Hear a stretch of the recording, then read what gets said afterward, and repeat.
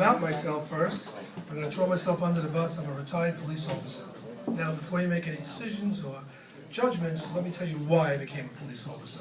I became a police officer because I really wanted to serve, I love to protect, and because I got my own parking space in front of Dunkin' Donuts. And that's where it's at. As a cop, you get a lot of nice little toys, you know? Gun belts, things like that. One of my favorite things is the bulletproof vest.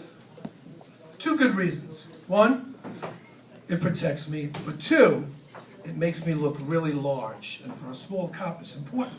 I look buff, like I work out. I do get a lot of looks when I wear it to the beach, but I don't mind it too much. We just had Easter recently, a couple of months ago, right? Reminds me of a time we had to arrest a man dressed up in an Easter bunny suit. Got the call, went down. He was very easy to spot because he wasn't wearing the bottom half of his costume. So we arrested him like very quickly, got him out of the park. Had to release him fast though. We found out it was our sergeant. Anyway, driving around, you ever see those little cars? They have the cars, they have the family on the back, the mom, the dad, the little dogs and everything. I had a lady go through a red light one time, I pulled her over. On the back of her car it said, the ass family. It had dumbass, jackass, lazy ass, smart ass. So I pulled up and I figured I'd have a little fun. I walked up and I said, you must be dumbass. She said, and you must be wise ass. I said, no, we're not related at all. Don't be a smart ass. She said, smart ass, he's sitting in the back in the car seat. So I had a few laughs with that. I didn't give her a ticket, I gave her a warning. And as I was walking away, she said, hey, by the way, nice ass. It kind of made me feel like part of the family. Divorced, people divorced, going through that dating thing and everything. So I got divorced. I was very jealous of my wife. My wife always had to have attention. She used to go to her gynecologist like once every other week. I couldn't understand why. So I had to do something to piss her off. So I got a female urologist. I made sure she knew about it. Guys, let me tell you something. It was the best action I had in my whole marriage. It was wonderful. And thanks to Obamacare, it was covered by insurance. It was really good. I used to leave the $20 copay on her dresser. I live with my daughter now. She's 23, and I try to instill the same morals I've always had when she was young. And I tell her that I'm single, and I don't believe in premarital sex. So everybody I sleep with is married. And you don't like Canada, but I do.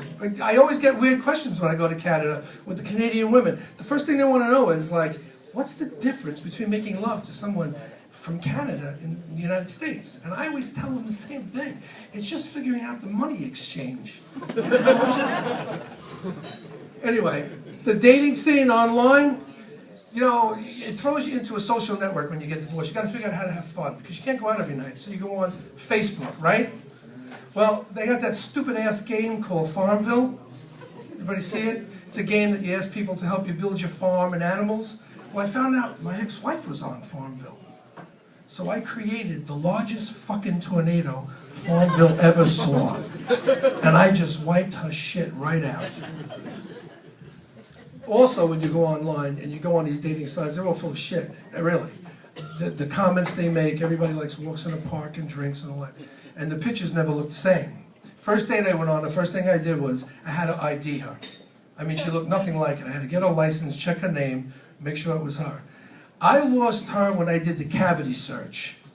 She didn't like that at all. Next date I went on, I had to find out or ask about animals. This lady had 30 cats. It was a mess. To walk through her living room was like an obstacle course just to get to the kitchen. I went to kiss her and she coughed up a hairball. That was it. Date was over. Everybody do something for Mother's Day special for their wives? Ladies, you know about this Pandora bracelet?